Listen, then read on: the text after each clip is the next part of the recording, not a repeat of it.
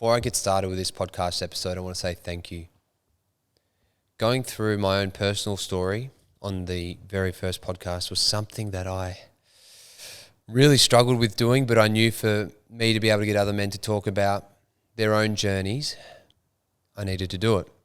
And your feedback and your generosity and kindness, your comments through socials and personally have been really well received, and it's given me the courage to want to do more of these and get more guests on, get more people on, and find out more information about other men and their stories. And hopefully, the whole purpose and the idea of Squeezing the Plums is to help men embrace their own unique story.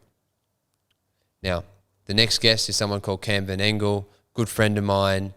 He's a mentor, he's a coach. He used to be a trauma coach as well and worked through with hundreds of different clients on ways that they can get through their trauma and excel in life. And, this conversation is fun. It puts me on the spot, that's for sure. I get a bit uncomfortable.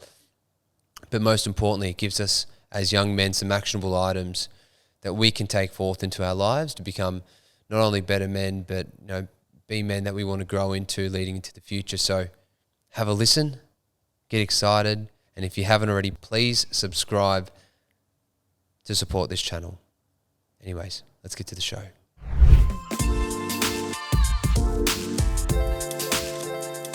Cam, thank you. It's good to be here. I'm excited to have you on. Genuinely, we had a podcast we recorded as our first ever podcast about 6 weeks ago, and we had some difficulties on the day with some technical issues, and now we find ourselves back together again, which is awesome, and I can't wait to sort of delve into a few things. But before I get started, I just want to say, where are you at right now, and how are you? Mate, it's good to be here. And what a setup. Fantastic. Beautiful. Great job. I'm going really well. I was thinking about, I thought you might ask this question, where am I at? And initially my thought was, where am I at in my life? Financially, career-wise, with my health. I thought, no, I'm going to answer that a bit differently. So this is where I am currently at. And yes, I am riding the roller coaster of life, but at the moment, I'm in this calm state, and there's a sprinkle of spontaneity and adventure. So I'm feeling excited, nervous, and intrigued. That's where I'm at the moment. Can I tell you, what a way to describe where you're at. There's probably someone listening at home going, fuck you, Cam. I wish I could feel like that. I feel stressed. I feel anxious. I'm going to work. I'm not liking what I'm doing. And, to have a sprinkle of spontaneity and I forgot the other term you use, whether it's energy or adventure, that's exciting. And that's something that, I know as you've grown as a coach, a mindset coach, previously a trauma coach, they're things that you've slowly been embarking on newer adventures, and I'm excited to hear what's ahead. But before we go into what's ahead, I'd love you to paint a picture of where you've come from, to get to the stage where you've gotten to the point where you're calm with a sprinkle of spontaneity and adventure. Oh, bro, what a ride, hey. Give us an idea of where the ride started. You're at Luna Park. They sat you in their seats. They buckled you up. Not allowed into Luna Park. That's where I started. Yeah, man. I struggled massively with self-control and temptation. That was my crux. Anything that was short-term pleasure, I loved. And I love the social side of things. I loved going out. The party was always a good time. The sex was always spontaneous and filling a void, which I didn't know I had. And everything that went along with that. At the time, you don't know. You think it's just how it is. And I always had this feeling in my gut that when it came time to face temptation, I was weak as fuck. Wow. Yeah. So I wasn't allowed into Luna Park. That's just... I was thinking you were taking the piss, but you're genuine. You weren't allowed into Luna Park. No. I'm taking the piss. Okay. Oh, fuck you. Well, if we're going to go and talk about it that way. So the temptation thing was massive for me. Yeah. Lots of drinking, lots of partying, lots of girls, lots of drugs, sex, masturbation, you name it. Anything that was a short-term pleasure. Just getting amongst it. And I guess now the journey has been just over 4 years now of overcoming all of that and learning new behaviors, new habits, new ways of being, sitting in uncomfortable as fuck situations and processing all of those feelings that come up when that temptation hits. So recently I did a post of the 3 bad habits that I let go, and one of them was the white sniffy stuff on the weekends. It was something that was always just standard, normal, and letting go of that and getting back out and socialising again was difficult because I had forgotten how to socialise without it. It had been 10 years. So that was a big one to get through, and learning to have fun again without the aid of substance. That was a big journey, and it caused me to change environments. It caused me to check my health, check everything. But it was the most rewarding out of the crux that I had to work through. The second one was, it doesn't sound bad, but I struggled a lot with procrastination and just watching Netflix. Yeah, that I feel like everyone sort of fits into that boat a little bit. Yeah, so it was something that I would just come home, put it on naturally. I had so much shit to deal with in my life in terms of finances, relationships with family. There was so many situations which needed urgent attention, and I hadn't developed the courage because I was just You're procrastinating. well, I guess I was going through fears of not facing it and not knowing what was going to happen, so I just wouldn't deal with it. Sure. So once I broke through that one and then had nothing else to do but to face my shit, then that was a massive change for my business, for the relationships in my life. And the third one was knocking one out before bed, as I put it. You know, it was you and just about, I reckon, 90% of blokes. Oh, mate, it's like a sleep remedy. It was just like, all right, have a shower, get to bed, knock one out, put the phone down, go straight to sleep. It was like taking a Valium. But I lived in this like dopamine hangover. And when I stopped all those 3 things, it was like, fuck, hold on to your seats, because plug in your seatbelt, because it was just, you don't know what to do. It's a very uncomfortable, awkward sensation that you get faced with. Something funny spring to mind just with the final point you raised.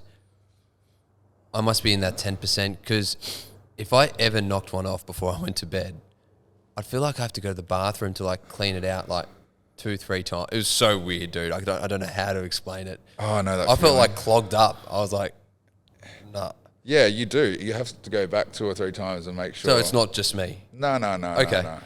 Yeah. You maybe you need to knock out a few times.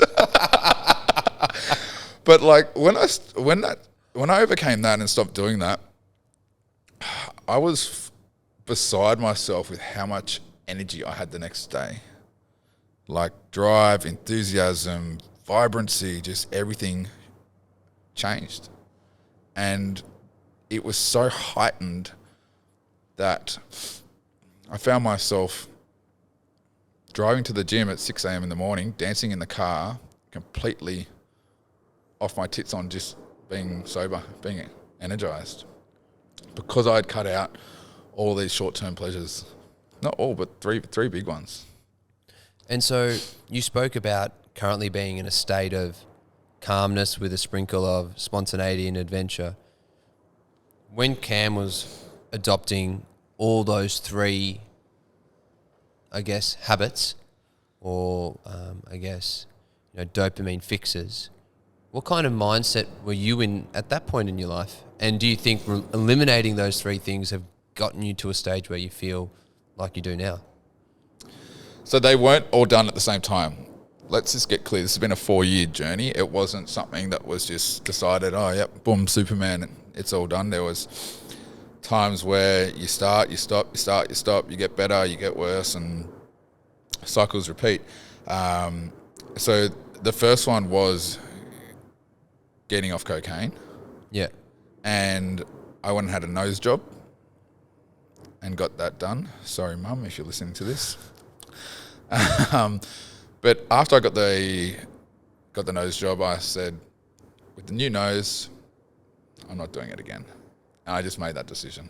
Right. And I had a septum which was heavily deviated. And apparently I was born with it a little bit, but it wasn't enough to do surgery on. But as I got older and stopped that lifestyle, I thought, let's go get everything checked out. Let's go get the body checked, see if there's anything wrong. And yeah, so once the nose job was booked in, I had made the decision. That was it. So that was the first. So that was the first out of the three that you stopped? That was the first out of the three. Okay. And the only thing that helped me to do that was to shift my environment. Right. So you decided, you made a conscious effort to, one, shift your environment, then the byproduct of shifting your environment was, I don't need... It wasn't that I don't need, it was more the fact that the temptation is easier to get over when it's not available. Sure. So we were very lucky with COVID because I wasn't in the clubs anymore. I'm at home. So at that stage, I decided to focus on my health. I thought if anything's going to turn around, it's going to turn around now. This is the time to do it. All this time to yourself, and what is it that you want to work on? So first of all, it was like, let's focus on the health. Let's get that sorted. So that included my breathing. That included going to the gym, being active. So that was the first one to go. Yeah. The second one was the Netflix. That was something that I never actually thought about, but I found myself at the start of my coaching business thinking I was running a coaching business when in fact I was just having a hobby with the TV on in the background and wasn't really focused on, how the business operates. It was put an inspirational post out there, hope that, someone clicks on it and you get a client. That's where it was. Yeah, right. So I made the decision, and I got my partner to take the TV remote. I said, babe, take this remote and don't bring it back. So she decided to take it, and then I hadn't had the TV on for 4 months. Wow, that's a great start. 4 months. Yep. And you don't realize how much time you have, and when you're left to your own devices, you sit in this state of like, well, what am I going to do? The last one was probably the hardest. I'm not sure about you, but growing up, it was FHM magazines and the works, and now that's pretty much all over Instagram. Sure. That's When what it is. wow. When you put it like that, Yeah. 12, 13 years of age, it was FHM, and it was, I forgot what the swimwear one was. That was always very popular.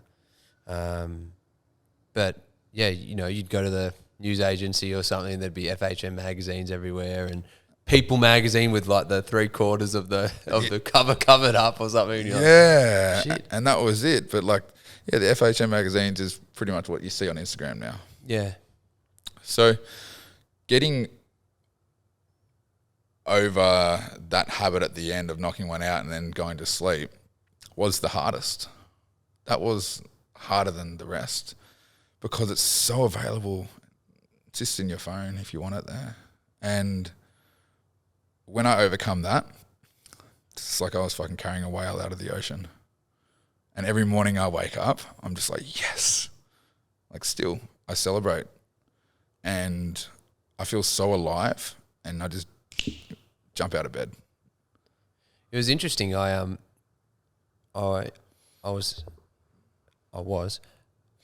had, how do I even put this? I'm seeing someone, right? And she was over on Sunday and went a couple of times. I was pretty happy with myself. And anyways, normally we try, because I was trying to adopt this philosophy around semen retention. I'm just trying something new. And I've done it a couple of times and I've woken up and I've felt fucking on fire. I'm like, oh, this is good. Anyways, I'm like, oh God, maybe it's just, in my head. Anyways, the Sunday that's been, I finished a couple of times and then I woke up in the morning and I was depleted as fuck. And I had no idea. After seeing... Yeah. And it wasn't because I'd put in an extraordinary effort and I was sweating bullets and, I'd went for a marathon. How many efforts did you put in? I'd say 2 quality ones. Yeah. So I find that like if you're quite good with, retaining your semen and you have 2, you're spent the next day. And if you just have 1, your energy is still good the next day. It's interesting you say that because after 1, I'm okay. Twice, you need to go to sleep. Yeah, I was done. And I was done the next day. Oh, I can't believe I'm just talking about that. Anyways. The whole idea of this podcast is to be fucking vulnerable. And I'm like, oh dear, someone's going to hear this that knows me. Which is everyone. But anyways. Oh, I was thinking like when I did that post the other day about knocking one out, I just sort of thought, my mum's going to read this. Is there any worse fear? Like for me, my biggest fear is, mum tunes into this podcast or, my sister that listens to this and she goes, oh, that's why you couldn't see me on Sunday or something like that. And you go, fuck. But it is one of those things where, it's super interesting talking about men holding on to that and feeling that energy. And for you, obviously using that as your cue to sleep. Would have been pretty detrimental because if you were doing that 5 nights a week or 6 nights a week, like any dependency, that can't be good for you. Oh, and back in the day, it was like, you go out, you party, you flood your brain full of dopamine with all the coke that you're doing. You then, if you don't pick up, you come home, you knock one out, flood your brain again, and you wake up the next day and your eyes are literally hanging out of your head and you're immobile. You're just like Uber Eats. That's all I can do is pick up my phone and order food. And it was, I always thought back then when I decided that I wanted to make some changes in my life, I always thought like, fuck, there's got to be a version of me that doesn't do any of this. And I'm going to have to experience all the versions of me getting there. And I don't know what that looks like or what he even does in his life. Now I know. But that journey, I was like, let's take this journey. Like one by one, let's start working on the things that you want to change or you want to let go of. And, there were some things that were really easy to decide to change and some things which were much more difficult. And now I'm in like this automatic mode of not looking for things to change because I'm unhappy with them, but like, oh, I wonder what the version of me looks like if that was a habit. So optimization. Yeah, exactly. It was never a mode of, I would say the porn one was like probably the most guilty feeling after it. But the rest was like, I want to be more optimized in my overall well-being and my levels of energy. And I want to be jumping out of bed and sleeping well naturally. And so now I look for things. I started a new breathwork routine, which is becoming a habit slowly, which is all about anchoring yourself to the ground. And the benefits of that have been extraordinary. Like getting up in the morning, having a cold shower, nice and awake when you leave. I have a nice cup of tea in the morning. And then I've been doing this breath work, which is purely focused on what they call is your root chakra. Now, when I got into personal development, I didn't really think much about the chakras. There's 7? There's 7. And the one that is around the groin area is called your root. And it's all about your groundedness to reality. And I thought, let's just see if I can work on one by one and see if I notice a difference in my life. Going with a complete open mind, I'm just going to follow what I read in the book and see what happens. When I started doing this breath work related to the root chakra, nothing was ever going to fuck with me. It was weird. It was like you got this complete steadiness about yourself. My mind was clear. It was just like so grounding that I felt like I was stuck on the ground with Velcro. Wow. That's how it felt. And it felt just like I had a really nice solid base to the way that I was walking around. And I was talking to my partner today actually, and I said, these chakra things, I think they're actually something, hey? She goes, what do you mean? And I said, I've fucking been doing this breath work and it's changing how I'm walking around. It's changing the way that I am in my body. Like I'm completely in my body and solid. So now that I have experienced that, and if it is placebo, awesome. It doesn't matter, but if it is something and I just wasn't open to it beforehand and now I'm open to like, all right, let's just practice these practices and see what happens. Now I've felt the feeling of this one practice on this one chakra, and now I'm so excited, like we were talking about optimization before, to go and open up the other ones and get that energy flowing. Because this is what they talk about in this book I'm reading at the moment. And I sort of thought, fuck, this is good. Like, if this dramatically changes the way that I go about living, this is something that I'll be teaching my clients. If this is something that I'm a big believer in, try it, embody it, live it, and then pass that knowledge on to people. So I'm still in the testing phase, but I had a big smile on my face on the way to the gym this morning. I was like, man, this is really changing the game again. Now I know how often the game can be changed. When I said before, spontaneity mixed with adventure, I mean being able to try different things, test them out with an open mind, see if they feel good, see if they don't feel good. And I love that trial and error. I love going, yeah, this is really working, or this is not working.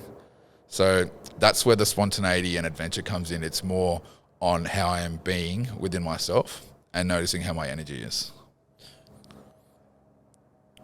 With the second point you mentioned around Netflix and cutting that out of your life, there was an interesting thing that I was listening to the other day, but it was on the scales of intimacy, and I think it was Jay Shetty that spoke about it, but the lowest level of intimacy was watching television with your partner as an activity. How did your relationship change with your partner when you cut out television? Well, when she comes over to my house now... So you cut this out with your most recent partner or partner a while ago? My most recent partner. once you come over, hang out, go out for breakfast, come home, put on something on TV, chill, just take it easy, have some downtime. But now there's no TV. So the intimacy is through the roof, but it is such a connected feeling. And it's like if you're locked in a room or in a house with one other person, I know we had COVID, but you learn to not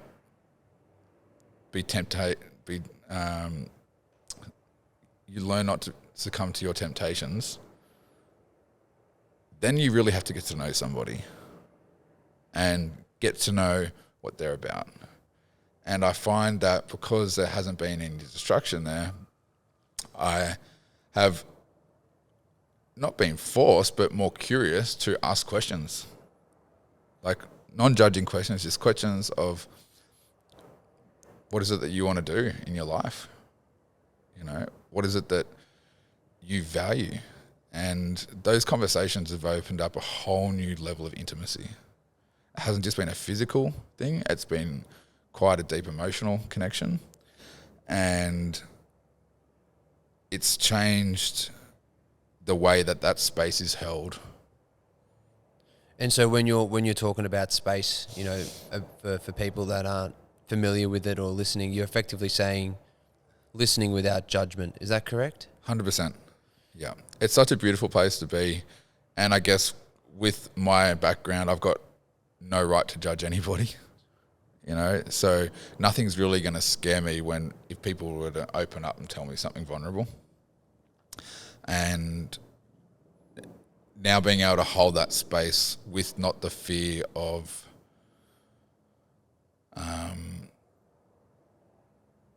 this isn't going to align with who I am, Yeah, I know. Like, what's going to come out of your mouth? Is this going to align with who I am? Because I've got my own hopes and dreams as a man, It's like, hold on a second. You're on your journey. She's on her journey. Your paths have crossed at the moment. You're there for a reason, to help each other discover something. And your journeys might not be intertwined forever.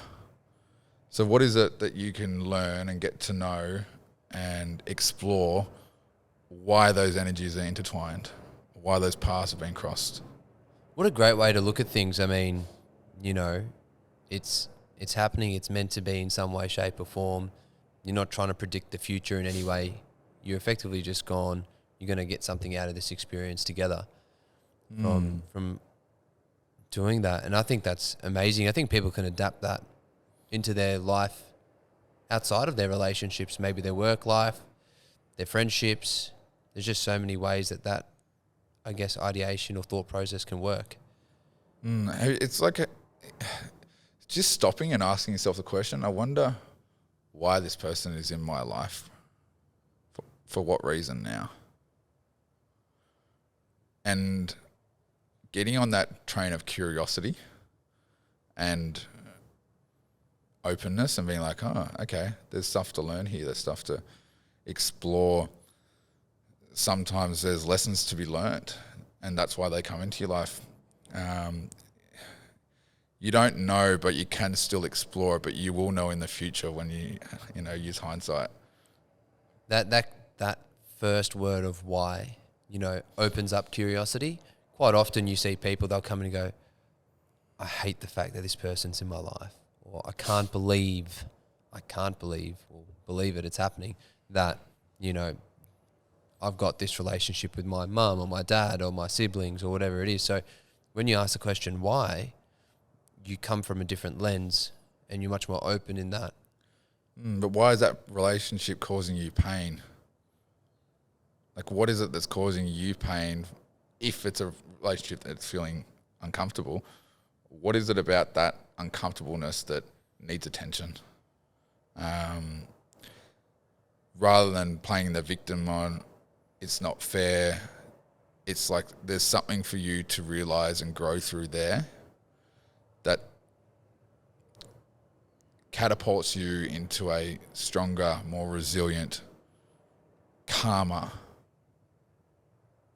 more open, more peaceful version of yourself and wise version. But we don't get wisdom without asking questions and without changing the behavior. So when we are in a situation which feels painful and say someone's not being heard or not being seen or being shut down quickly, there could be something to look at with in terms of your own boundaries as a person and your standards and what you put up with. And that's where it's good to have a mentor or a coach that you can work through these uncomfortable feelings, going, okay, well, let's not put the blame on anybody else. Let's just take a step back forward first and see what can we do internally that can shift those feelings. It then puts you in the driver's seat. You're then in the driver's seat of your own energy. You increase your emotional intelligence. You develop strategies that allow you to deal with further uncomfortable emotions, and you understand where you've drawn the line in the sand because you've done that work. If you don't do the work, you don't know where the line in the sand's been drawn. And you will continue to not enjoy the moment that you're living in. You said you've worked previously in trauma coaching. Mm-hmm. Obviously, when something happens to you outside of your control, let's say, there's been an event, a trauma, might be a car accident, might be some sort of abuse or emotional abuse, physical abuse, sexual abuse, whatever it is. How do you get those people to start off with that level of curiosity? Because it's so deeply affecting them. Like, how do they get started on their journey to heal? And how did you help people start to uncover that for themselves? I think everyone's got their own journey of healing, and every situation is different. And there are many different ways for somebody to find more ease in their life from the trauma that they've been through. I'm just one person that can help and will help if I know something that's valuable to them. When it comes to experiencing a traumatic moment and going through grief, one of the worst things we can do is just not accept that that's what's happening. And it's painful.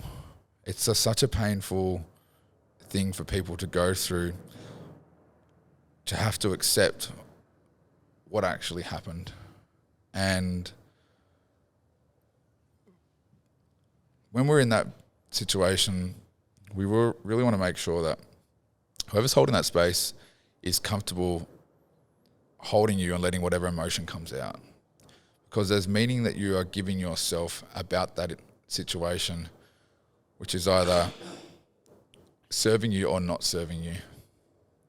Now, when we can reframe things and find different meaning, then we can heal what's happened. But let's just say all the bad things that have happened to you were meant to happen to you for a reason that was bigger than yourself. What might that be? That's a very interesting question. When you say if all these things were meant to happen to you, for what reason will it be? You're almost removing yourself from the situation itself and going, all right, well, what benefit can I extract out of something negative or perceived negative that can help me grow further in life? Yeah, like if you think about it, I haven't experienced all the trauma I'm going to experience in my life yet. There's going to be more traumatic experiences are going to come, and people are going to die, and relationships are going to come and go. Hopefully the one I'm with now stays, but you just don't know. And it's understanding when those situations happen, for what purpose can I then use this for something that's bigger than myself?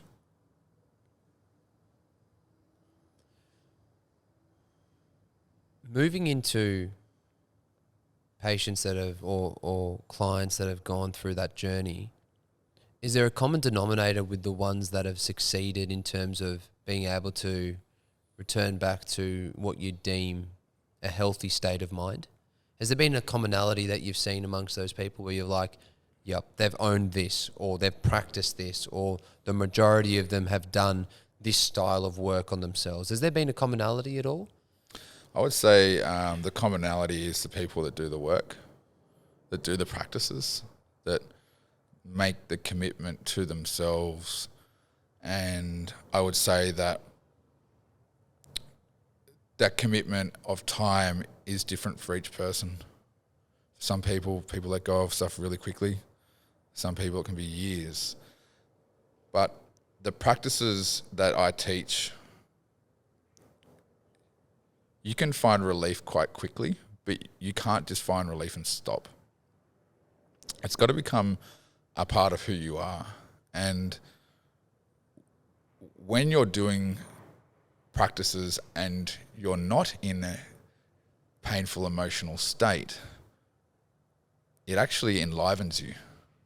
So it's something that I still do now, and I notice when I don't do them, how my energy is, how I feel sluggish, how I feel demotivated. And I think that the people who do the work and make the commitment to themselves to make change, and they take their power back, and they've decided from this point forward, enough's enough. And I've got a whole life to live. And I'm deciding that I'm going to live it in a certain state of mind. A state of mind which is empowering, a state of mind which is experiencing challenges and overcomings and growing through it, and is willing to put themselves into those situations. And I think when people do these practices, they learn so many more skills than just these practices. They learn patience, they learn the act of forgiveness, they learn how to be much more mindful in the way that they're living, and letting their new way of seeing the world settle takes time. It takes time. It's a perspective shift is huge, and when a perspective shifts, it takes time to settle. It's not an overnight, voila, I'm fixed, fantastic. Yes, I've got all the answers. It's like, no. First of all, before you have all the answers, are you fully embodied with what you know? And are you just living them? Because that's who you are now. So clients who do the practices and they commit to them, they get results quicker. They get results that last longer, and they end up changing the whole way that they go about their world. You obviously have gone through a stage where you've reclaimed your power, and now you're helping others. But during that time where you're going out frequently and you're partying, which, to be honest with you, is completely normal, behavior for someone in their 20s. And there are a lot of guys and girls that I see that are out frequently partying. Some of them on different gear, but some of them just drink alcohol, whatever it is. What was the catalyst for you to just go, all right, enough's enough? Was it COVID, or was it earlier than that? Was there an event or something where you're like, fuck, enough's enough here, I've got to pull my head in? Oh, fuck, mate. Like, I was fucked financially, I was fucked emotionally, I was fucked spiritually. I hadn't had contact with family for years and years and years. So royally fucked. I was up shit creek. Yeah, right. And I was hanging on by a thread and feeling guilty every time I went out, but I had nowhere else to turn to. And I decided that when I turned 30, boom, that's enough, and I'm done. Like, I either make it or break it at 30, and 30 was like the cutoff that I then go, shit's going to change. So I got to 30 and shit didn't change, And as I went out, I got some great people and friends throughout those years who I miss dearly. But they were in the back of my head. It was just like, what the fuck are you doing? You got all this shit that needs attention and you're not giving it attention. All this stuff that needs settling and that needs closure. And it wasn't until I experienced heartbreak that I fucking changed my ways. Like, it was heartbreak. I went through a lot of close calls in that previous lifestyle, and in the end it was a heartbreak. Sucks, bro. Like it rocks you. And for anyone that says it's easy, it's not. It's one of the hardest things that you will ever have to go through. And that was a catalyst. It was, all right, we're partying, we're having fun. I met a beautiful girl. Fuck it, now it's time to get my shit together because I can't live in this lifestyle and provide for a future. But that is not what happened.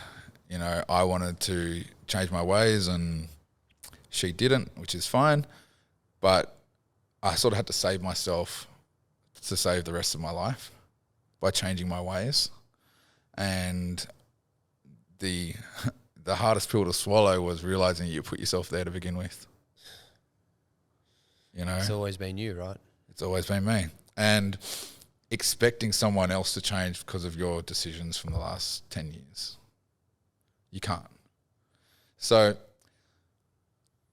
when the heartbreak happened, you know, I decided to change my ways when we were together, and the heartbreak happened and I was like, well, fuck it. I'm not just going to go back now. I've made this decision. I'm sticking to it, you know. And I remember looking at myself in the mirror and I was looking dead in my eyes and I said, I don't know where this is going to fucking take me, but we're going to do this journey. And the next day I was making sure I was drinking, like I started at square one, making sure I was drinking enough water throughout the day, walking, you know, 1 kilometre, 2 kilometres, super, super simple stuff, especially from someone who used to play high level sport. We're starting at square one. And that's where the journey started, on the celery juice bandwagon, on the breath work bandwagon, on the cold showers, you name it, I was doing it. It was like I was going in overdrive of trying to rejuvenate my body. And the catalyst was heartbreak. You know, that taught me a lot about myself going through that, and it taught me a lot about what I allowed in my life that wasn't serving me. And it taught me a lot about my own standards and beliefs about myself. And I know now that when those things were addressed, that was difficult. And now that they've been addressed and they've been changed and behaviours changed, you know, it's all gravy. But fuck, when you're looking at yourself in the mirror and you're by yourself and you're like, holy fuck, you've got some work to do. Like, and you're going to do this by yourself. I was too shameful to, you know, tell my parents the truth. I was too shameful to tell the people I was living with the truth. And at that stage, like a lot of men do, you want to figure it out on your own. You just want to go, fuck it, I can do this. And for anyone that's listening to this out there,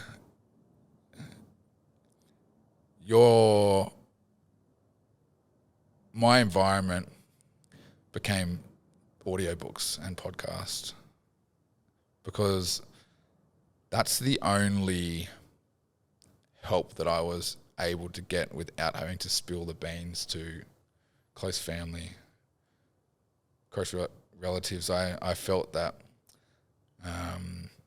if I had told my family the truth, there was a fear of abandonment there. So I went on my journey to figure it out, got support, got a coach, got a mentor, put in the hard work, showed up every single day doing the practices, doing the work. And then all of a sudden I realized my behaviors were different. My automatic way of living was different. My habits were different. I started attracting different types of people into my life, attracting different partners. And now I find myself attracting very driven, healthy, enthusiastic people around me wherever I go, where they're supportive. So it's interesting when you do the work, you don't know who you're going to meet, but that period was lonely. That period of making all the changes, stepping away from what you knew, going into what you don't know, and doing the work to change those behaviors that aren't serving you.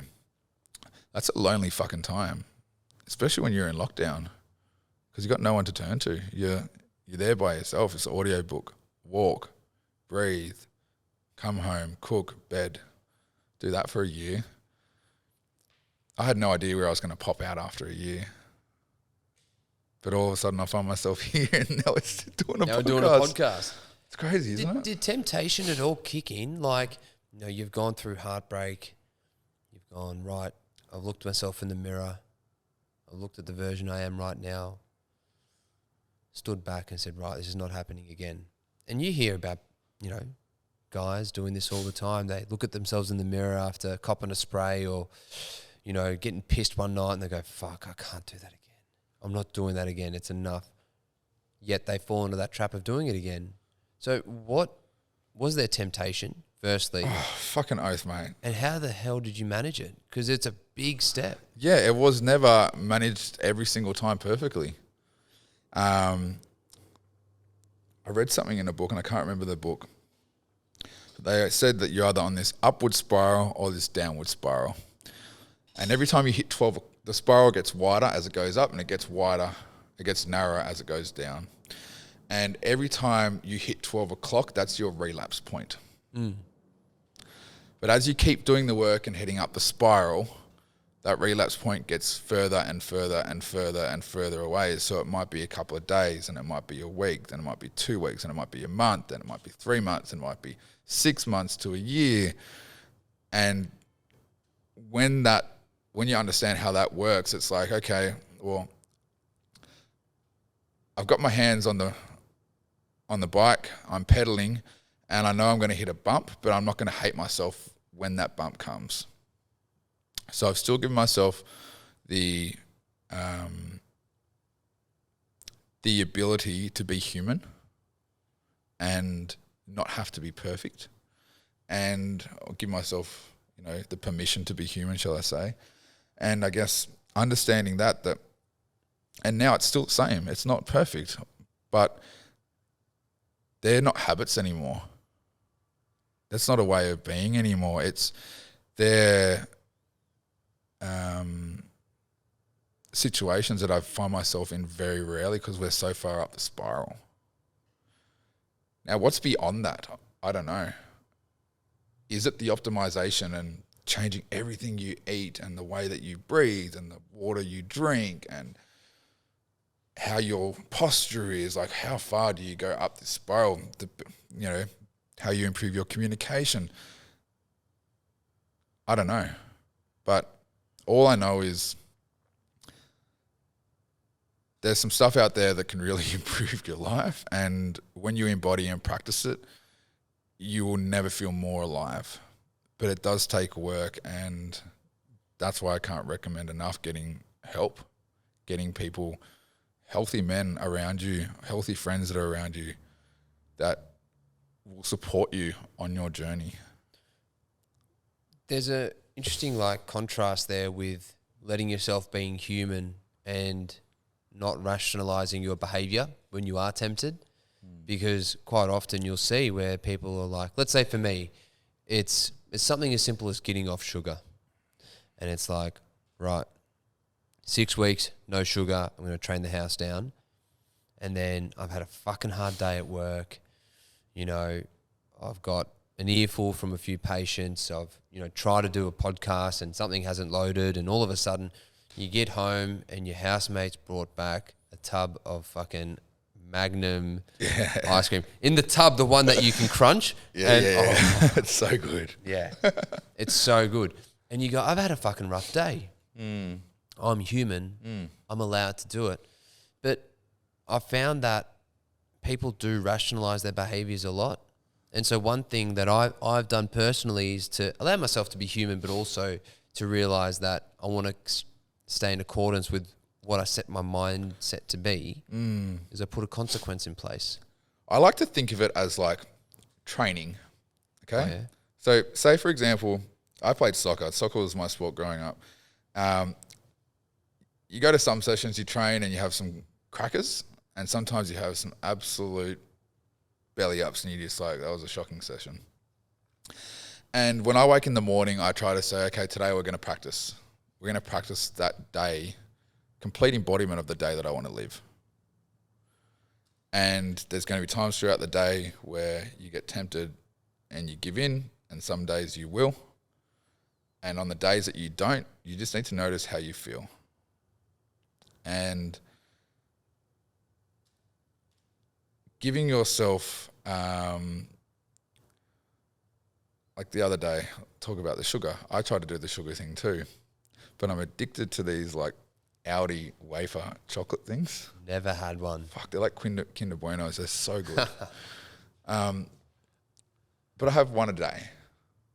And I tried to go without it, and then I rationalized and thought, oh, it's just one, you know.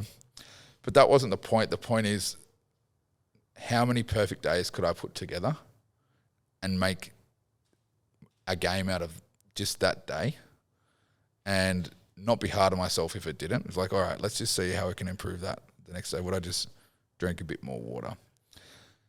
And it made it more fun. It made it more enjoyable. It wasn't like a, fuck, you had the sugar, damn it. You know, fucked up. You fucked up. You're useless. You're worthless. It was like, fuck, okay. Had the sugar. How do I feel? Tasted really good. I got to level 15. I got to level 15. Now I'm back down to level 12, whatever. Okay. But let's see what tomorrow looks like.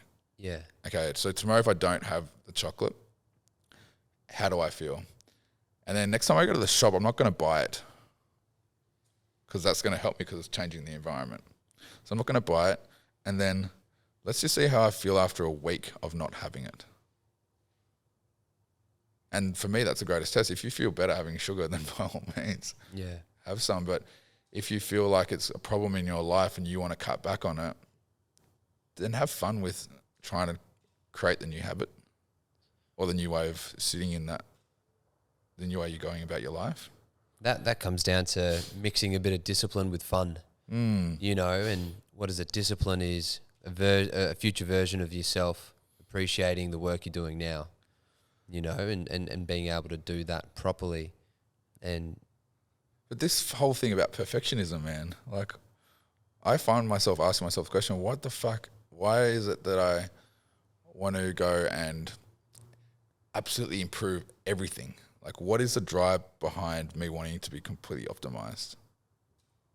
Because that's some deep thinking. I'm like, what is driving that? What is driving you? You're going up the spiral. You're optimizing your life. You've made some big fucking choices. What's your drive? I think my drive is curiosity to know what the version of myself feels like with different habits and lifestyle choices. And that's I get curious about like, what is a version of Cam that doesn't do that and does that? I'm not saying one is either better or worse than another, but like something's either constructive or destructive, but like what is a version of Cam that doesn't do that?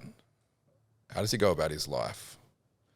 Because what he's currently doing, this is how the life looks. And just making those small tweaks and seeing, you know, in 12 months, what happened in the last 12 months? And for me, it's just a big game. It's just like this game of like trial and error of different ways of being, and I find it fun. I let go of a lot of guilt, and in the end I surrendered to it. I was just like, fuck this. I'm not putting myself through this guilt again. And now what I'm going to do is I'm going to try shit. If it works and feels good, then I'm going to try and keep it. If I try stuff and it doesn't feel so good, then it's not for me at the moment. So I've always had this feeling of like, how capable is the human mind? And, when I learned about neuroplasticity, that was like mind blowing. Who speaks about that a lot? Isn't it, what's his name? Joe Dispenza speaks a lot about I mean, there's a fair few people that speak about it, but he's one that comes to mind that's been doing it for years on end. Oh, it's so true though. And like, whether we like it or not, we're doing it. It's happening. People feel like, oh, you're going to make a positive change. Neuroplasticity is going to occur and you're a different person living a different life and da-da-da-da-da. But it's happening anyway with whatever decision you make. Fuck, that's so true. Isn't that... Oh, man. I didn't even think of it like that. Yeah. So it's fucking happening anyway. So you got no choice whether it's not happening. So you just got to decide, which decision do you make and does that take you closer to the person that you want to experience? There's the other saying of which regret would you rather not have? I don't know if you've heard of that one before, but it's that whole concept and notion that regardless in life, everything is a choice, and the grass is always going to predict to be seem to be greener on one side. So if you take a step back and you go, well, okay, if I do this, then I'm going to potentially miss out on X option, and if I don't do this, then I'm going to miss out on Y option. And what regret couldn't I live without more? And it's such such an interesting way to look at a situation. It's like, let's say this podcast, it's been a year, and I go, right, well, if I do it, the regret will be that I'll get judged and people may not like what I've got to say and it might be a bit of a flop. But if I don't do it, my regret is going to be that I never really gave it a shot. Yes. And it's so funny that you bring that up. I heard a remarkable conversation on Instagram. I forgot the lady who spoke about it. But she said the ego is always judging. The ego judges itself. So whenever we find ourselves in this judging state, what if it works? What are people going to say? And we're able to do enough work on the ego to catch it and pull it in line. It's a complete game changer because then you can separate yourself from it. But when she said the ego is always the thing that's judging, it was a complete wave of clarity that came over, and I thought, fuck, every time I judge, and then I'm just going to call it out. There's my ego, there's my ego, there's my ego, there's my ego. Okay, so what if the ego wasn't judging? What did I do? I'd probably go and do that. And it just made it a lot easier to go and try things. You spoke earlier about judging and, you had no right to judge others, and I don't feel like anyone's got a right to judge anyone. But I feel like in today's society, we judge a lot, and, that's something that I think could have a lot of work done because what are we actually judging? Well, is it a mirror? Is it a reflection of yourself? Like you hear different people talk about different things with judgment. What do you think it is? Oh, shit, I thought I was interviewing you. No, look, my idea of judgment is that it's something that's been able to be fathomed in your mind. Therefore, it's something that you've considered. Or at least has not considered, but it's a mirror of something that you're insecure about potentially. Is there a difference between judgment, discernment, and knowing? Is there a difference between judgment, discernment, and knowing? Can you clarify discernment? Discernment is making a decision based on previous experience, so say wisdom, that's different. Right. Knowing is knowing. You Yes. just know that that's the way it's going to be, or that's the way that best serves you. And judgment is, I don't fucking agree with that. So is there a difference? Yeah, or is it all the same thing? I feel like it's a trick question, but I mean, my idea of that is that they all have a constant. They do, because they are all the same. But some are higher vibrational than others. Right. Now, this is an interesting topic because we talk about different emotions eliciting different vibrations, and that we're all have energy, which is emotional energy in motion. And that energy in motion is at different frequencies or vibrations. So judgment is such a low vibration. Self-judgment, judgment of others. You know, I don't like that. I don't do this. That's no. It's like, what are you judging? They don't agree with you. Discernment is like, that's not for me because I've done X, Y, and Z in the past. That's judging the situation and going, okay, I tried it. It's not for me. Thank you. No, thank you. Knowing is going, no, I know that that's not serving, or that is serving. But they're higher. They are different vibrational energies. Can you feel that? Dude, this hits home for me. So in my early to mid 20s, I used to run nightclubs as well as, work as a health practitioner. And I used to judge everyone that did drugs. I've never touched cocaine. I've never touched any of the gear or anything like that. And I used to judge people. I'm like, why? Like, and I guess I had this moral sort of fucking compass that was, guiding my judgment. But ironically, I'm in my 30s now, and one, I don't care. I just hope everyone gets the best out of themselves. But two, I've had to go down a space where I've had to travel a long way away to try drugs that may or may not be, completely legal, and may or may not be, things that people should touch. And I had to break that identity with myself because I'm like, I'm holding myself back here from, experiencing something that I wanted to experience. And it was hard because I looked at myself and I was like, Steve, dude, you've prided yourself on not doing anything for so long. But why? What was it that you prided yourself on?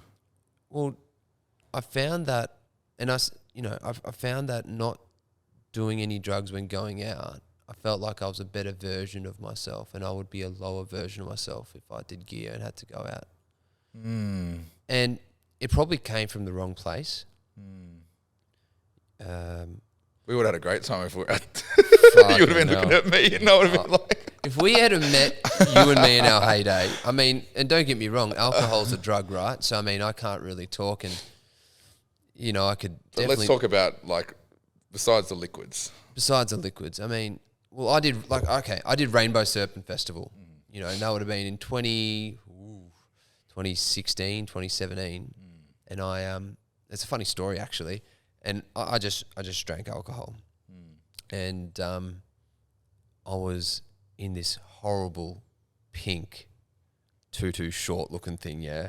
It was embarrassing, bro. No shirt on and a pink bung bag that said, "Let's have fun." and a cap that was like one of those like reflecty style of caps, yeah? Yeah. And I am standing at a station which gives you water or gives you like a slushy. They don't give you alcohol there. You have to bring in your own. And I get a tap on the shoulder. And at this time I was 25 or 26 and I was teaching at university. And I was teaching students, different modules within podiatry, and I get a tap on the shoulder and it's my student. She goes, "Hi, Steve. What are you doing here?" And and I'm half cut. It's 3:00. I've got my pink tutu on, cap on backwards, and I've gone, and this whole cloud of like judgment came over me, and I'm like, wow, what the fuck? Like, Steve, what are you doing? And then I just let it go a little bit. And then I said, where are you? And she pointed over there. And I went the completely fucking opposite way. But it was something where, looking back on it now, I could have really owned that and just say, hey, this is me. I like this music. I like having fun. I like partying. Yeah. And not to judge myself or judge others. That's discernment. Right. Because you're still judging the situation and knowing how to act differently. Or choose a different response. Right. Does that make sense? That does.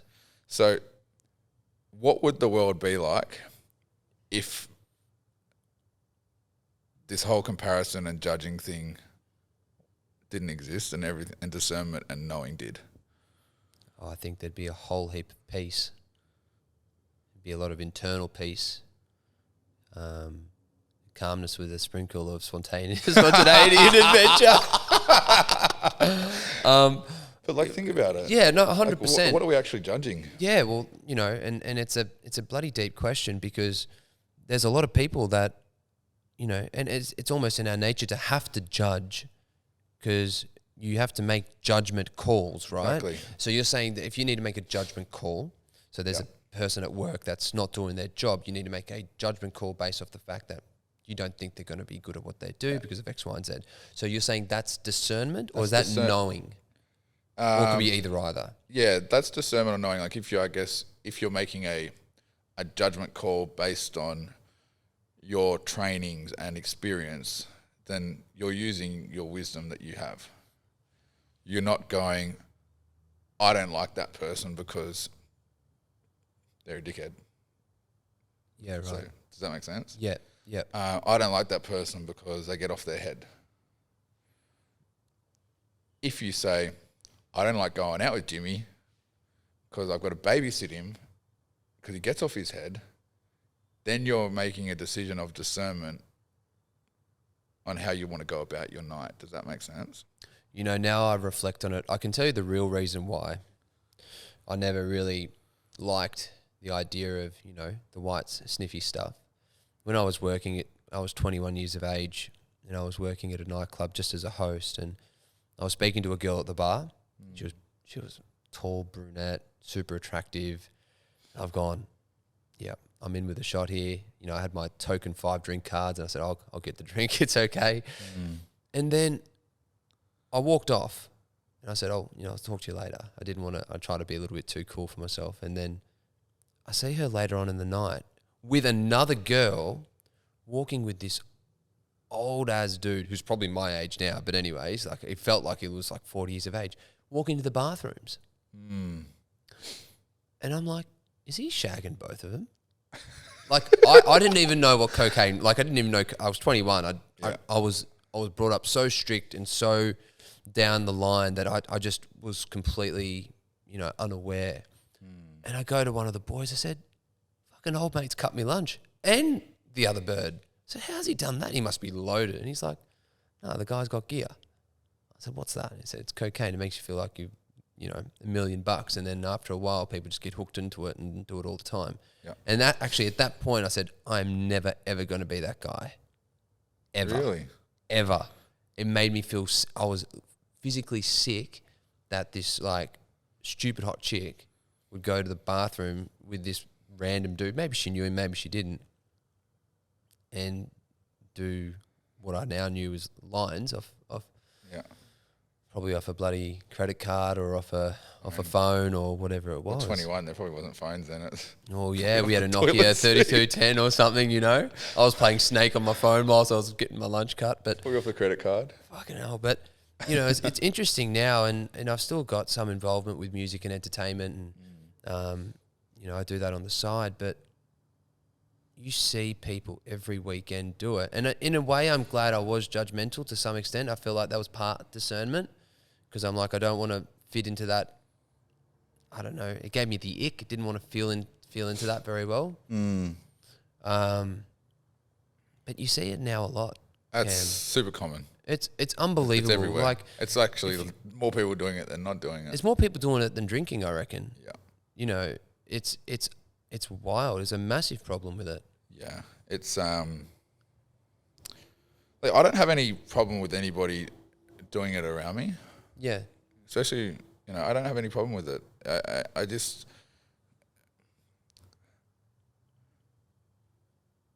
want to get past the feeling of being bored, and then I go to do that. I'm like, if I'm bored, I'm going to go do that. I'm going to go home. Yeah, right. What about, you know, and this conversation has gone down a very different path, but you've got now a lot of the younger generation, you know, they can't afford something like cocaine.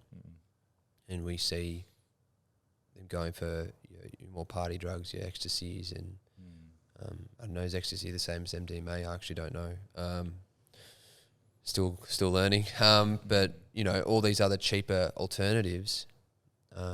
And one reason why I know that obviously is because a lot of hospitality venues are struggling because the youth don't go out and drink as much alcohol as they used to. You know, that's one of the things where like running a music festival now is really hard for a lot of people because they can't do that knowing that they're going to not make as many sales on liquor, which is where the majority of margin is. How do we start getting messages out to the younger generation that, hey, like, this is the type of thing that, you know, has a dark side to it too, to some extent. Or maybe it doesn't have a dark side. Maybe I'm still ingrained in old school traditional thought processes. But, you know, it does seem to me like this is just so common now. And I don't know if you as a coach get a lot of people that come through your doors with, you know, an idea that they have a problem with this or that they want to change it. But I'm interested to hear your thought process on it. So what's the question? Yeah, I fucked that one up, didn't I? That's okay. Say my question. Question is, what advice would you give to young people that are stuck on the same dopamine fix as you were, that are having access to cheaper, I guess, more accessible drugs now?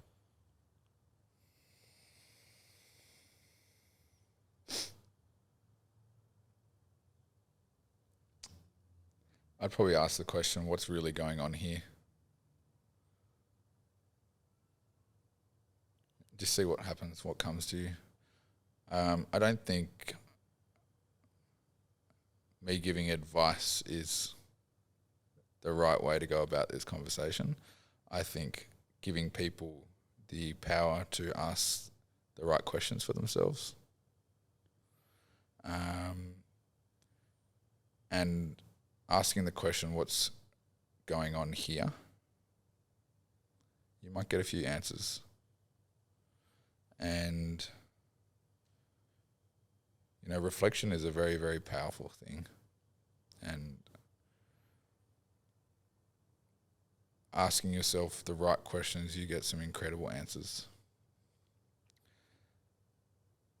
That's, you know, where my biggest transformations have occurred, by having a coach who's asked me questions that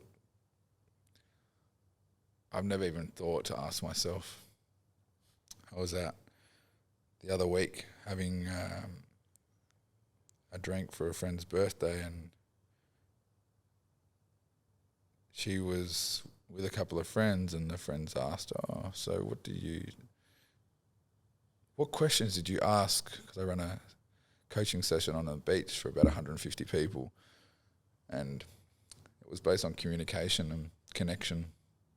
And they said, "Oh, what question did you ask?" And I said, the question was, what do you wish you had more time for in your life? Wow, what a great question. And they turned around and they said, I would never, ever think to ask myself that. I said, think about it. Would you have more time for that? I don't know where to start. People are just walking around asleep, not asking themselves, like, you know, what do I wish that I actually had more time for, to go and do, to go and experience? You know, who am I as a person, and what do I want to go and try out? We don't stop to ask those questions. That question can change the whole trajectory of your life. And, you know, by having that vision and then aligning your action, you will see transformation take place. That's how it works. So I think asking the right questions would be my advice. Get yourself some questions that you could sit and just ponder on. And then just check in with yourself. Is what I'm doing taking me towards that, if that's what I want to experience? Or am I happy just doing this because I love doing this too? You know, I know plenty of people who love the high life. They thrive on it. They go to the best restaurants. They go to, say, the best hotels. They gourmet, every single week. And that's what they love. They love fashion. They love that. That's their thing. It's not my thing though, but everyone has their own thing. So just asking yourself those questions would be my answer. That's a great answer. To ask the right questions and to yourself is so important. And even, if you're a parent or a friend, asking your friend the right question. Because quite often we might see a friend go down a certain path and we want so much for them to realise they're going down that path, or they need to change. Something's fucking going on. They're losing the partner. That's the best thing that's to happen to them. Or their finances are going down the drain. And sometimes they need to hit rock bottom. Like you said, you had financial situation, family situation, health situations. Everything was... The 5 core pillars were at the bottom. Yeah. And that's, yeah. And I guess as a friend, that you think but maybe you don't. So having good questions that are open-ended that you can leave with your friend, and especially, us as blokes that are traditionally not as great at talking to one another about what we're going through. Having great questions allows you to leave that with them and come back and pick it up at another stage without feeling like it's an intervention, or without feeling like you're, ganging up on the person. That's really good. Is there any other questions that come to mind? Because that one there's an absolute perler.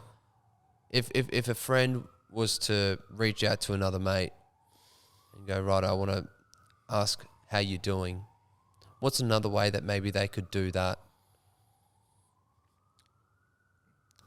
Jay Shetty and his live event he did here in Melbourne, he said a phenomenal question, and it was, what's been occupying your mind this week? You're coming up with some absolute beauties. Well, that's courtesy of Jay Shetty. It was a ripper. I was like, fuck, that's a great question. Tag Jay Shetty in the show notes and we'll get the reshare. Right, he was, and it was a phenomenal question. And it created trust, it created rapport, it created connection. Like, your whole experience of life can be so rich if you ask the right questions. Where do we start? How do I get the right questions? Mate, take yourself to Dimmicks. Yeah. Buy a couple of books. Buy a couple of books. That's where I started. Get a few books on Audible or a few podcasts, and when they ask a question, write it down and see if you can answer it. See what comes up. Then find a community of people who are like-minded, because that community is going to serve you in that direction if that's the place you want to go. And we must be really, really careful that there's no right or wrong direction. It's just the direction that you want to go. But yeah, grab yourself a couple of books. There was an interesting question I heard the other day, and I've actually asked it to a few of my patients, more the kids that have come in after school. They've gone, what's been the most exciting part of your day? And the parents have gone, shit, what has been the most exciting part of your day? Because normally they just go, hey, how are you? Or how you going? How was school? Good, fine, same. Is it? I find that, like, do parents really know that? Do children really know their parents, and parents really know their children? I don't think so. I mean, I didn't get to know my parents really till I was an adult. Like, you think you do to some extent, but there's always a mask on. You don't know. You got the parent mask or the child mask. But like, to sit down and ask, like, what were you like when you were younger? You hear the fabricated version. You hear the exactly. Always, you hear the fabricated version. Yeah. And it's something that's, I think we should promote more of, is just the very real version. The first podcast that I did where I go through my childhood a little bit, was really uncomfortable. But you get taught, depending on your family and how you're raised, but you get taught to put on a brave face all the time. Bit of that old school. And now I feel like maybe it's a little bit opposite. Maybe we need to always share what's going on rather than being able to sit with it and work through it a little bit. There's always, I feel like, one extreme to the other. But definitely, when I look at my relationship with my parents, there's a massive facade, a massive mask put on by both of us. Yeah. By both of us. Yeah, I feel that. I feel the same. And you're like, and now I'm 33 and I go, I speak to both of them and I love them dearly and I go, you're so different. And yes, they've grown and we've changed and life circumstances have happened, but you go, wow, those things would have been great to know as a 15-year-old. I would have approached it. But are they different or are you different? Well, I said life circumstances. So, you grow and you change, right? Yeah. And it's a culmination of things, but you get to look reflective through a different lens. And you go, okay, well, I'm, a bit older now and I can look back at that circumstance that happened to me and I go, they put on that mask because they were trying to quote unquote protect me or quote unquote protect themselves. Yeah. Or, because everyone wants to be a good parent and everyone wants to be a good child. So the parent, it's... What you said earlier, there's no right, there's no wrong. No, there's just lessons and learnings. And I think that, I was speaking to my mum about this. Different generations are into different things. And our generation is a generation that has this sort of work available. It's in your pocket now. You don't have to go to a library and read it. And it's very difficult to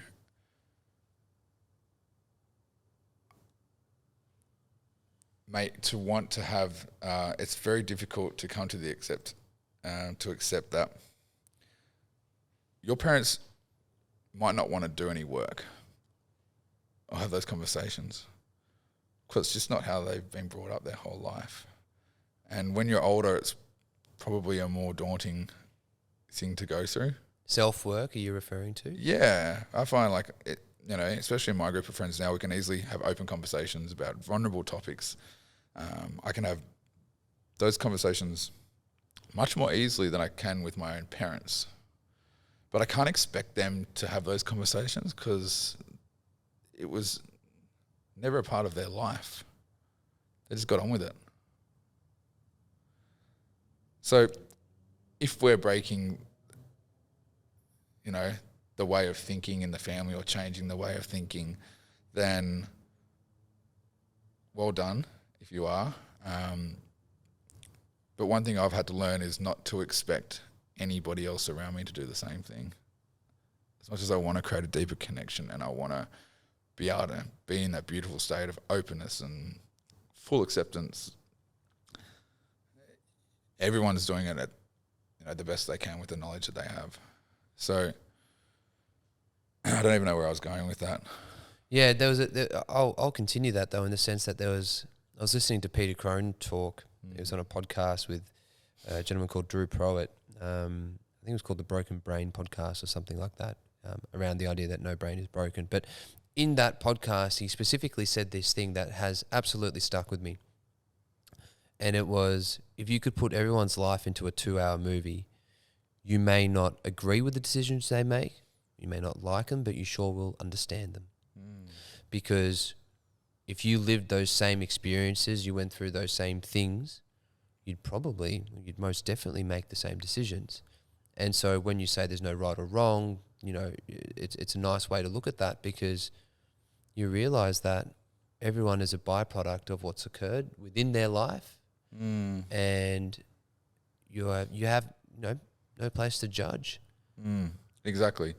I was hanging out with a mate a couple of weeks ago and we were talking about legacy and leaving a legacy behind, and this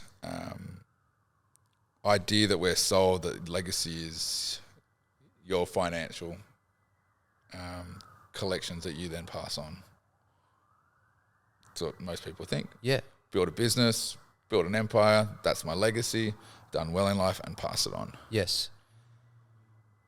And we started getting deep on what legacy actually is. And I spoke to him and I said, what about for people that don't have the means to go out and build an empire? Some people are just surviving.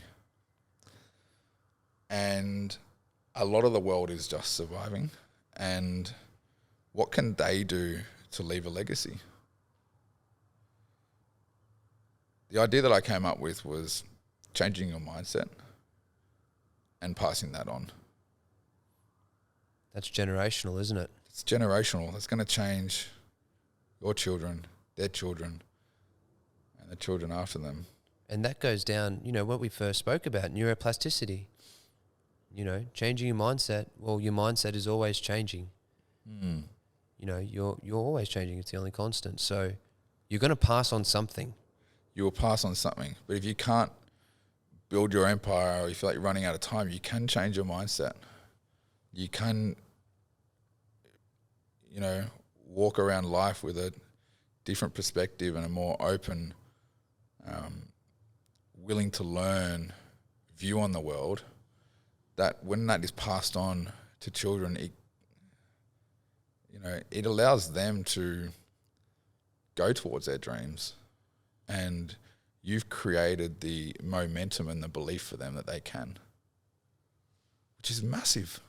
It's fucking huge. It's huge. It's everything. Like, to get your dream, you only need two things. You need skills and belief. And if you can change belief, they can get the skills. What a simple way to be able to articulate how to achieve your dreams. I've never heard anyone say that. So what'd you say? Skills and belief. That's all you need, skills and belief. You can achieve your dreams. You can achieve your dreams. That's awesome. Because if you believe it, what else is there to do? You just upgrade, optimize. Maybe that's why you're going up the spiral. Who knows? Yeah, possibly. The belief is massive. That's why I've loved doing the mindset work. Because once it changes and you get that feeling of knowing inside yourself that you can do it, welcome to the rest of your life. Like, go and have fun. I feel like someone's told you that before.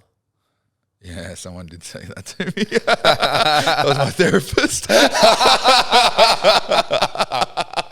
I said, what's going on here? Am I losing my fucking mind? She goes, no. You just stepped outside the bubble. Welcome to the rest of your life. Go and enjoy it. I'm like, oh, thank God. Wow. Yeah. How good is that for someone in that position to give you the liberty to, go, hey, recognize what you're going through is sensational. This is good for you.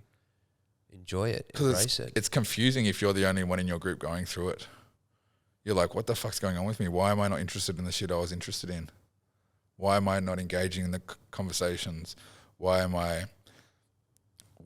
all of a sudden have things changed and I want to do things differently? It's a confusing time. So I went to go and get checked to make sure I hadn't lost my mind. It's like I lost my mind and it was the best thing that ever happened. It's something that I said to my partner. It's like you lose your mind and you see everything else. You just got to get out of that hamster wheel. That hamster wheel, that self-talk that's negative. You can't do this. It's like, stop. And when the therapist said that to me, I walked out so relieved. Because at one stage you're thinking, fuck, I'm listening to Jay Shetty, and yet my friends are saying this. I'm listening to Bruce Lipton. My friends are saying this. I'm listening to Deepak Chopra. These guys are all saying these things, and everyone else is saying this. What the fuck is going on here? And that when the therapist said that to me, I was like, thank you very much. She goes, you never need to come back here again. I said, thank you. Yeah. I've never heard of anyone tell me that the therapist has said to them, you never need to come back again. I said, am I making sense? She goes, yeah, you're making complete sense. She just had a smile on her face while I was telling her the confusion that I was sitting in. How good is that? I feel like I wish, I heard that from more people or more therapists. They're going, hey, you're good. Go. Take ownership. I was like, what now? She's like, I don't know, do whatever you want to do. And I was like, anything? And she's like, yeah, anything. And I was like, so just decide. She's like, yep, just decide. And I was like, oh, okay, anything. And she's like, yeah, go for it. Like, thanks for having me. Oh, fuck. And here we are. One last thing I wanted to speak about, and you made reference to it, was obviously you had certain friends within your friendship group that had certain philosophies and certain ways of thinking and certain habits that they were doing, and you had all of a sudden grown, right, in your own way to want to live a different lifestyle. There are so many men out there that have had mates since their 20s, through sport, maybe childhood, at work where they live most of their time, spend most of their time. But maybe they really want to step out and they really want to go, you know what, there's more to it than this. It's a very common thing people come up against. Is this all there is? What is their first step? And what would you suggest to them? You know, obviously besides asking good questions to themselves, what's a way in which they can take their first step into making a better pathway for themselves to, you know, give themselves permission to grow?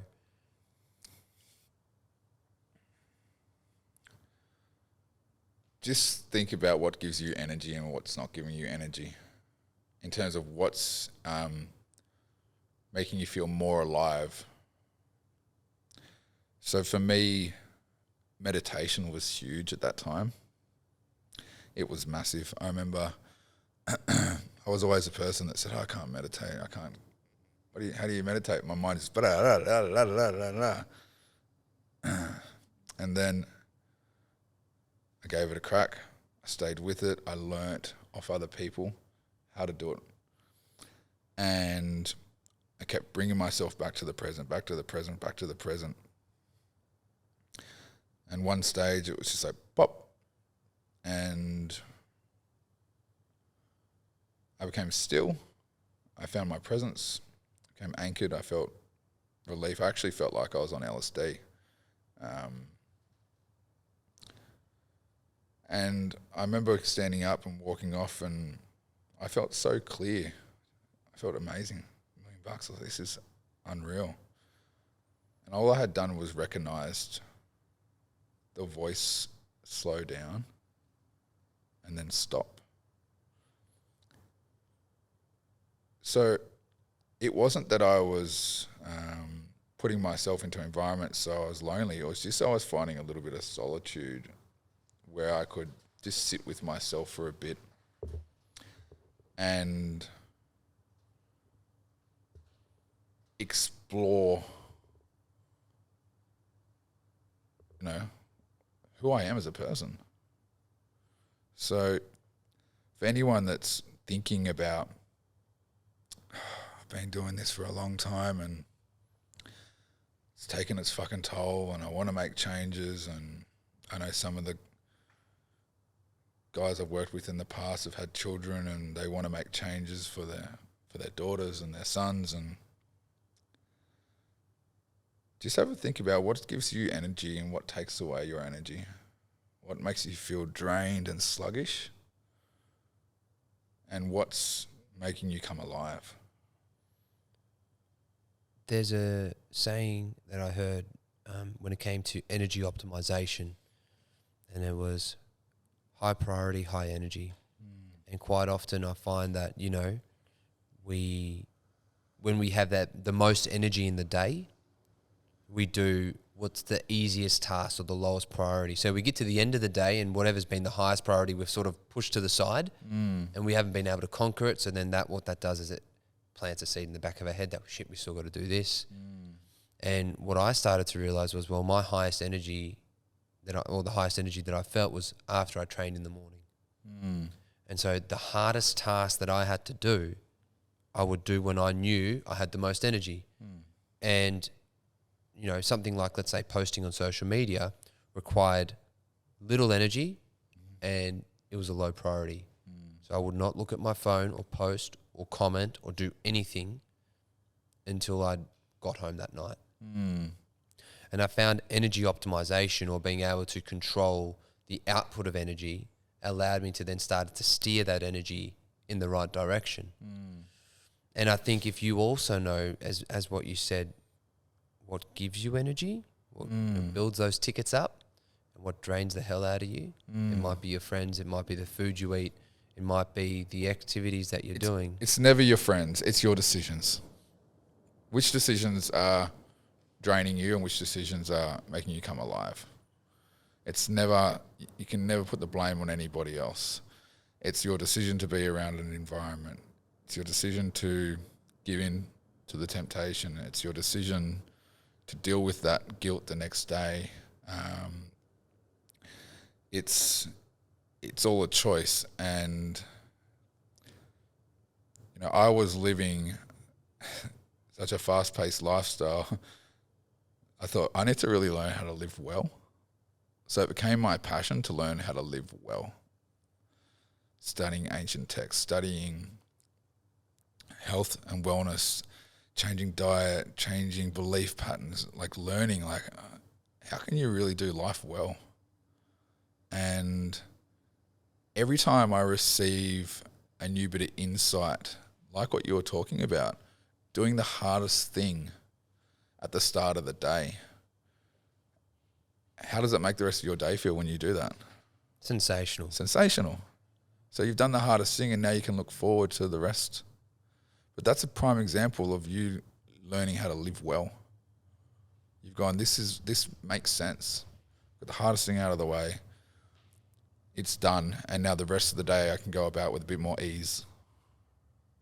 So asking yourself, you know, what is actually happening at the moment? What's going on here?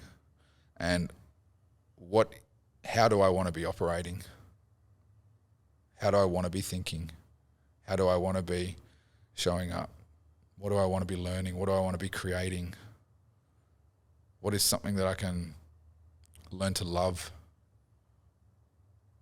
You know, if you got those three things happening in your life, you're doing pretty well. Learning, creating, and loving something, I'm thinking these boxes are ticked. Cam, today's been awesome. You know, I was excited to speak to you at the start, and I felt like I have just been hit with a knowledge bomb of information. And I want to say thank you, and I'm sure whoever's listening will be very grateful to have heard you give your opinions, you know, looking at energy and vibration, whether it's judgment, discernment, and knowing, through to, you know, really having a look in through my own lens and looking into myself in this podcast around, you know, how I was judgmental, looking at the masks we were worn as kids and as parents potentially, through to knowing how to use your energy properly and help your decision making, and where to look, and the most important place to look is yourself. All those things have been truly valuable. I want to say thank you. If there's one thing that you could leave with the men that are listening to this podcast, just one final statement, what would it be? And, you know, what would it be, and what do you hope that they've been able to get out of listening to us talk about, you know, all of the topics we've covered today? There is light. There is a way out, and there are some really awesome people in the world that have their hand out. And there is no shame in putting your hand out. And one thing that's been sitting with me for the last couple of weeks has been the saying that you're the creator of the moment in the present moment, every moment. And if something isn't working, I'm immediately looking for help and asking for help. And getting through that hurdle has probably been one of the biggest lessons I've had to learn, from not telling anyone about your shit to now openly and happily getting on the phone, making a phone call, asking for help, asking for advice without the feelings of shame that, you know, I don't know what I'm doing, but just knowing that, you know, there's people out there with their hands out. All you've got to do is open your eyes and go, hey, help me out. Thank you. You're welcome, man. It's been fun. It's been fun.